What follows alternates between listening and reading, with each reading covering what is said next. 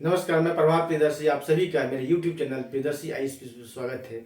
आज मैं फिर आप सभी के लिए जनरल साइंस का 5 क्वेश्चन लेकर के आया हूँ। इस 5 क्वेश्चन में 2 या 3 क्वेश्चन प्रीवियस ईयर का ही होता है, ठीक है। तो देखिए, पहला क्वेश्चन है, गर्भ में भ्रूण के विकास को जानने के लिए निम्नलिखित किरणों ऑब्लिक तरंगों में से किसका उपयोग किया जाता है। पहले जानिए कि बीपीएससी 67 का क्वेश्चन है। बीपीएससी 67 का क्वेश्चन है, जो एग्जाम हुआ था बीपीएससी पीटी का, जो कैंसिल हो गया, उसी का ये क्वेश्चन है। तो ए में है एक्स किरणें, बी है सूक्ष्म किरणें, और सी है पराध्वनि तरंगे, और डी है परावैंगनिक किरणें, और पांचवा ऑप्शन ई ऑप्शन है। तो इसका आंसर होगा सी, पराध्वनि तरंगे। ठीक है, पराध्वनि तरंगे साउंड वेव है, साउंड वेव है। इसको लॉन्गिट्यूडिनल वेव भी बोलते हैं, लॉन्गिट्यूडिनल वेव। तो इसका फ्रीक्वेंसी कितना होता है, इसका फ्रीक्वेंसी होता है, फ्रीक्वेंसी 20,000 हर्ट्ज से ज़्यादा होता है, 20,000 हर्ट्ज से अधिक, 20,000 हर्ट्ज से अधिक इसका फ्रीक्वेंसी होता है। ठीक है, तो इसकी जांच होता है भ्रूण के विकास में, जब प्रेगनेंसी पीरियड में भ्रूण की स्थिति जानने के लिए उसका जांच होता है। अल्ट्रासाउंड किया जाता है, उसमें इसका उपयोग होता है पराध्वनिक तरंगे का।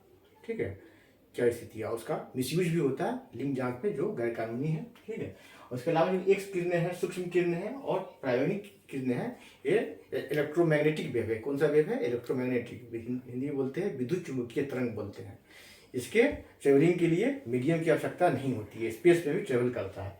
लेकिन पराध्वनि साउंड वेव है, साउंड वेव के लिए मीडियम की आवश्यकता होती है। ठीक है, ये स्पेस में, शून्य में ये गमन नहीं करता है। ठीक है, इतना ही। अब देखिए दूसरा क्वेश्चन, देखिए ये तो हो गया। दूसरा क्वेश्चन देखिए, सतफल ट्रू फ्रूट बनने में भाग लेता है। बीपीएससी 66 में एक क्वेश्चन आया था, बीपीएससी 66 के पीटी में क्वेश्चन आया था कि निम्नलिखित में से कौन सतफल नहीं है, अर्थात असत फल है। तो ये ऑप्शन में था सेब। सेब क्या है? असत फल का एग्जाम्पल है, तो असत फल ही, सेब ही सही हुआ था, उसका सही आंसर सेब था। ठीक है, तो सतफल बनने में भाग लेता है। ए है अंडाशय, इंग्लिश ओवरी, बी है पुष्पासन, इंग्लिश थैलेमस, सी है बायदल, सेपल, और डी है ए और बी, साथ में ई ऑप्शन लगा हुआ। तो इसका आंसर होगा क्या? अंडाशय होगा, ओवरी। ठीक है, सतफल के बनने में ओवरी भाग लेता है, केवल ओवरी भाग लेता है। और असत फल के बनने में, सतफल के बनने में ओवरी भाग लेता है, अंडाशय भाग लेता है, और असत फल के बनने में अंडाशय के अलावा और भी भाग लेता है, जो पुष्पासन होता है या बायदल होता है। ठीक है, असत फल में ओवरी भाग नहीं लेता, सतफल में ओवरी भाग लेता है। और एक और है, यहाँ फर्टिलाइजेशन होता है। क्या होता है यहाँ? फर्टिलाइजेशन भी होता है। एक कंडीशन और भी है फर्टिलाइजेशन का, फर्टिलाइजेशन, इसको हिंदी में बोलते हैं निषेचन। क्या बोलते हैं? निषेचन, हिंदी बोलते हैं निषेचन। ठीक है, इसमें 2 कंडीशन है। सतफल के लिए 2 कंडीशन है, ओवरी, इसका विकास ओवरी, और दूसरा निषेचन। ठीक है, तो आंसर हो गया ये। और इसका कुछ एग्जांपल ले लीजिए। ठीक है, सतफल का एग्जांपल, सतफल का एग्जांपल कुछ ले लीजिए। आम है, आम का सीजन अभी, आम,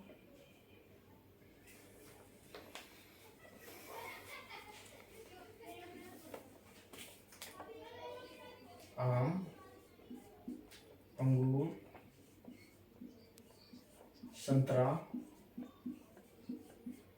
कीवी, तरबूज, सब क्या है?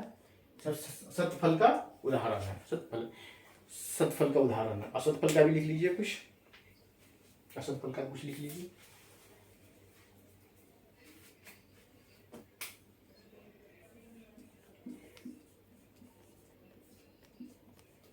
सेब, 66 में क्वेश्चन आया था, सेब, असतफल, सेब, काजू, नाशपाती,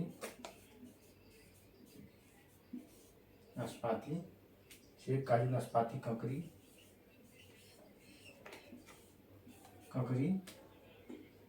लौकी, स्ट्रॉबेरी, ये क्या है? ये असत फल का उदाहरण। इसे नोट कर लीजिए, आप लोग स्क्रीनशॉट ले लीजिए, नोट कर लीजिएगा।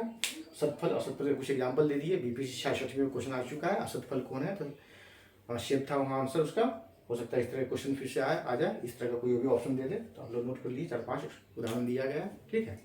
अब देखिए तीसरा क्वेश्चन देखिए कि परमाणु की नाभि की खोज किसने की, परमाणु की नाभि की खोज किसने की।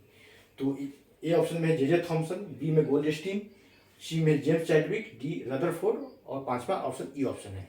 इसका आंसर होगा रदरफोर्ड। क्या होगा आंसर? रदरफोर्ड होगा। पांचवा ऑप्शन। ये क्या किया था रदरफोर्ड ने?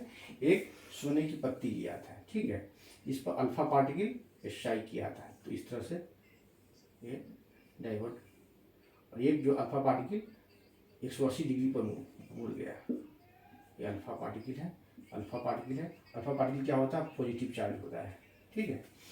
तो रदरफोर्ड ने देखा कि एक जो है वो लौट गया 180 डिग्री पर।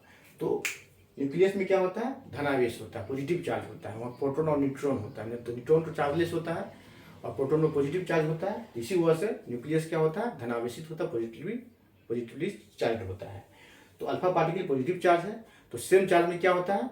रिपल्सन होता है, और अपोजिट चार्ज में अट्रैक्शन होता है, मतलब आकर्षण होता है, और सेम चार्ज में रिपल्सन विकर्षण होता है। तो ये 180 डिग्री पर मुड़ जाता है, खोज करता है। इसी तरह रदरफोर्ड गोल्ड पेपर पर फाइल पर अल्फा पार्टिकल के स्ट्राइक करके इसने न्यूक्लियस की खोज किया था, रदरफोर्ड ने, ठीक है, रदरफोर्ड ने। तो क्वेश्चन ये आ सकता है कि परमाणु की खोज किसने की? जब परमाणु के अंदर न्यूक्लियस की खोज रदरफोर्ड ने की, तो परमाणु की खोज किसने की? जॉन डाल्टन ने किया था। किसने किया था परमाणु की खोज? परमाणु की खोज किया था जॉन डाल्टन। परमाणु की खोज, परमाणु की खोज किसने किया था? John Dalton. जॉन डाल्टन, परमाणु की खोज किसने किया था? John Dalton. और देखिए ये ऑप्शन है, जे थॉमसन क्या किया था? इलेक्ट्रॉन की खोज किया था, इलेक्ट्रॉन की खोज किया था, ठीक है। जेम्स चैडविक न्यूट्रॉन की खोज किया था, ये न्यूट्रॉन की खोज किया था, ठीक है। गोल्डस्टीन क्या किया था? प्रोटॉन की खोज किया था। किसकी खोज किया था? प्रोटॉन की खोज किया था, प्रोटॉन की खोज किया था, ठीक है। नोट कर लिया, स्क्रीनशॉट लीजिए। जे थॉमसन इलेक्ट्रॉन की खोज किया था, जेम्स चैडविक न्यूट्रॉन की खोज किया था, गोल्डस्टीन प्रोटॉन की खोज किया था, रदरफोर्ड ने न्यूक्लियस की खोज किया था, नाभि की खोज किया था, और जॉन डाल्टन ने परमाणु की खोज किया था, ठीक है। और स्क्रीनशॉट लीजिए, ठीक। चौथा क्वेश्चन है ये, वनस्पति के अपघटन, इंग्लिश में लिख दिया डिकम्पोजिशन, से किस गैस की उत्पत्ति होती है, ठीक है। ए है methane, B oxygen, C carbon dioxide, D sulphur dioxide, और साथ में पांचवा ऑप्शन ई ऑप्शन है। तो इसका आंसर होगा मीथेन। क्या आंसर होगा? मीथेन। मीथेन का इसका फॉर्मूला होता है CH4। क्या होता है? CH4। CH4 कार्बन और हाइड्रोजन, एक कार्बन 4 हाइड्रोजन मिलकर मीथेन बनाता है, ठीक है, मीथेन, ठीक है। हाँ, तो डिकम्पोजिशन कैसे होता है? बैक्टीरिया और फंगस, बैक्टीरिया और फंगस क्या भाग लेता है इसमें? बैक्टीरिया और fungi, bacteria, bacteria, bacteria, bacteria और फंगी, ठीक है। फंगस दोनों मिलकर के डिकम्पोजिशन करता है वनस्पतियों को, सारे गले वनस्पतियों का डिकम्पोजिशन करता है। बैक्टीरिया और फंगस मिलकर के इससे मीथेन गैस बन होता है, ठीक। अब देखिए पांचवा क्वेश्चन आइए, ठीक है। निम्न में से पेप्सिन क्या है? ए ऑप्शन में है विटामिन, बी में हार्मोन, सी में एंजाइम, और डी शर्करा। पांचवा ऑप्शन ई ऑप्शन है आपका। पेप्सिन, पेप्सिन क्या है? तो पेप्सिन से पहले क्या है? एंजाइम है। पेप्सिन क्या है? एंजाइम है, ठीक है। तो पेप्सिन का सीक्रेशन कहाँ से होता है? अमाशय से होता है। कहाँ से होता है? अमाशय से, अमाशय, अमाशय, इसमें बोलते हैं एस्टोमैक। क्या बोलते हैं? एस्टोमैक, ठीक है। ये पाचन किसका करता है? प्रोटीन का पाचन करता है। पाचन किसका करता है? प्रोटीन का। पाचन किसका करता है? प्रोटीन का। किसका करता है? प्रोटीन का। दिख रहा है? प्रोटीन का पाचन करता है, और प्रोटीन को दो भागों में तोड़ता है। किसमें किसमें? एक पेप्टाइड में, पेप्टाइड में, और दूसरा न्यूक्लिक एसिड में, न्यूक्लिक,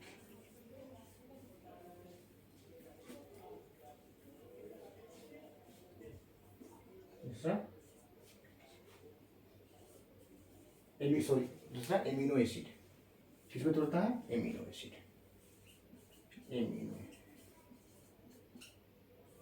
एसिड दिख रहा है, एमिनो एसिड। ठीक है, यहाँ सुनिए, निम्न में से पेप्सिन क्या है? तो पेप्सिन क्या है? एंजाइम है, और एंजाइम है तो इसका सिक्रीशन कहाँ से? आमाशय से होता है, हमारे शरीर में आमाशय से होता है, आमाशय को स्टोमैक करते हैं। ये पाचन किसका करता है? प्रोटीन का पाचन करता है, और प्रोटीन को किस में तोड़ता है? पेप्टाइड में तोड़ता है और एमिनो एसिड में तोड़ता है। ठीक है, और फिर प्रोटीन का पाचन कहाँ से शुरुआत हुआ आता है? तो आमाशय से शुरुआत हुआ। ये भी क्वेश्चन आ सकता है कि प्रोटीन का पाचन कहाँ से स्टार्ट हुआ था, शुरुआत हुआ थी? आमाशय से। ठीक है, पेप्टाइड और इम्यूनो एसिड में तोड़ता है। फिर क्वेश्चन आता है कि प्रोटीन किससे बना होता है? तो प्रोटीन इम्यूनो एसिड से बना होता है। लाखों करोड़ों इम्यूनो एसिड मिलकर के हजारों प्रोटीन बनाता है, लाखों करोड़ों इम्यूनो एसिड मिलकर हजारों प्रोटीन बनाता है। ठीक है, तो आज इतना ही, आप लोग स्क्रीनशॉट ले लीजिए, और आप लोग इसे अच्छा लाइक करें, सब्सक्राइब करें, शेयर करें। फिर आगे मैं एक दूसरे वीडियो से के साथ मैं आप लोगों के समक्ष उपस्थित होता हूँ। धन्यवाद।